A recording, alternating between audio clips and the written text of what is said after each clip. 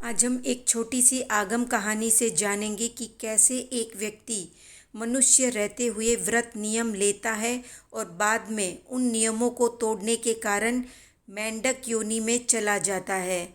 मेंढक योनि में जब उसे पूर्व जन्म का ज्ञान होता है तब उसे पश्चाताप होता है कि उसने कितना बड़ा पाप कर लिया है।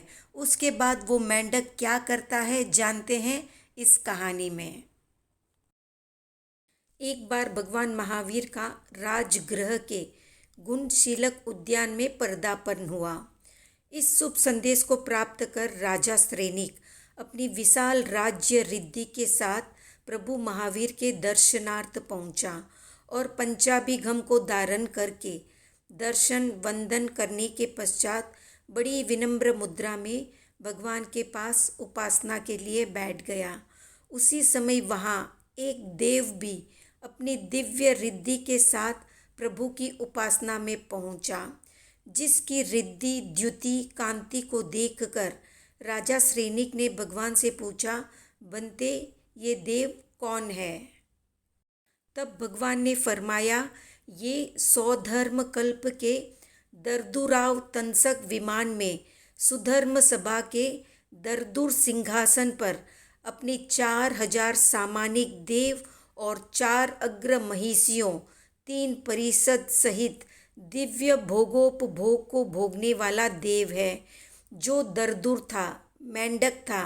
अभी तुम्हारे यहाँ आते समय रास्ते में तुम्हारे घोड़े की टाप से कुचल जाने के कारण मृत्यु को प्राप्त करने वाला देव बना है। दर्दुर देव दर्दुर भव से पहले नंदन मनिहार के रूप में था। वो मेरे से धर्म प्रज्ञप्ति श्रवण करके श्रवणोपासक बना, लेकिन बाद में संत सानिध्य का अभाव और मिथ्यात्वियों के संसर्ग से वो मिथ्यात्वी बन गया, जिसके प्रभाव से एक बार चौविहार तेले के साथ पौषदशाला में सोया हुआ था। उस समय उसको भयंकर प्यास की वेदना उत्पन्न हुई, जिससे प्रेरित होकर उसने राजगृह में ही तुम्हारी अनुमति प्राप्त करके एक भव्य नंदा नाम की पुष्करणी बनाई, जो दिखने में बड़ी आकर्षक लगने लगी थी। जो भी एक बार वहां पहुंच जाता, उन्मुक्त भाव से उसकी महिमा गाते हुए नंदन मनिहार को धन्यवाद दिए बिना नहीं रहता। नंदन मनिहार ने उसे सुसज्जित व आरामदेह बनाने में कोई कसर नहीं रखी थी। वहाँ जाने वालों को मानो स्वर्ग ही प्राप्त हो गया हो, ऐसा अनुभव होता था। वहाँ औषध आदि के उपचार से लेकर भोजन, नृत्य, गान आदि की संपूर्ण व्यवस्थाएं उपलब्ध थी। लोगों द्वारा अपनी व नंदा पुष्करणी की महिमा सुनकर बड़ा ही आनंदानुभूति करता और अपने धन व्यय और श्रम को सार्थक समझने लगता। संयोग से कुछ समय पश्चात वो अस्वस्थ हो गया। उसके शरीर में 16 रोग एक साथ उत्पन्न हो गए, जिनका अनेक उपचार कराने पर भी शमन नहीं हुआ।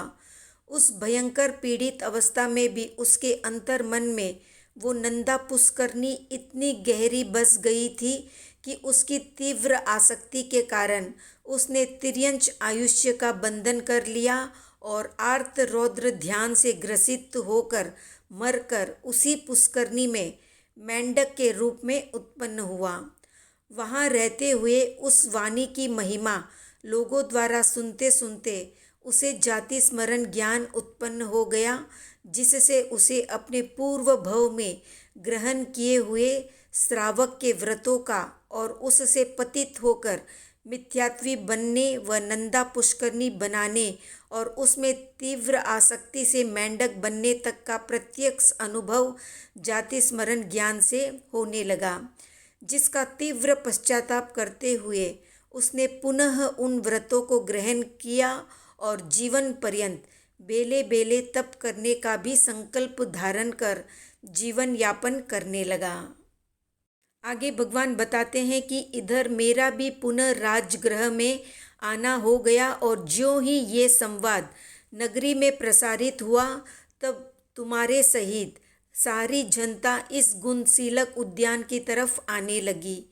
उसी संवाद को श्रवण करके ये मेंढक भी उस नंदा पुष्करनी से निकलकर यहाँ आने लगा, लेकिन मार्ग में ही वो तुम्हारे रथ के अश्व की टाप से कुचलकर घायल हो गया। तब उसने अपनी मारणांतिक अवस्था को निकट जानकर वहाँ से एक तरफ हटकर उसने अपने पूर्व ग्रहित सम्यक्त्व सहित 12 ही व्रतों में लगे अतिचारों की आलोचना करके पुनः व्रत धारण किए और चारों आहार का त्याग करके संतारा संलेखना सहित पंडित मरण का वरण करके मृत्यु को प्राप्त कर ये देव बना। और वहाँ उत्पन्न होते ही अवधि ज्ञान से उपयोग लगाकर वो यथाशीघ्र अपनी देव वृद्धि के साथ मेरे दर्शन करने पहुँचा। इसके बाद ये मेंढक बना देव इस देवलोक की 4 पल्योपम की स्थिति का आयुष्य भोग कर महाविदेह क्षेत्र में मनुष्य भव पाकर मोक्ष प्राप्त करेगा।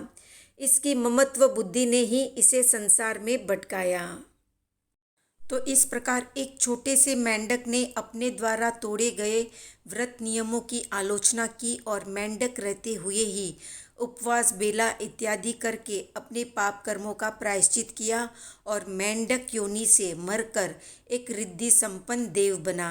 तो आज का प्रश्न है कि भगवान महावीर का संपूर्ण आयुष्य कितना था, कमेंट में बताएं। वीडियो पसंद आया तो लाइक, शेयर, सब्सक्राइब करें।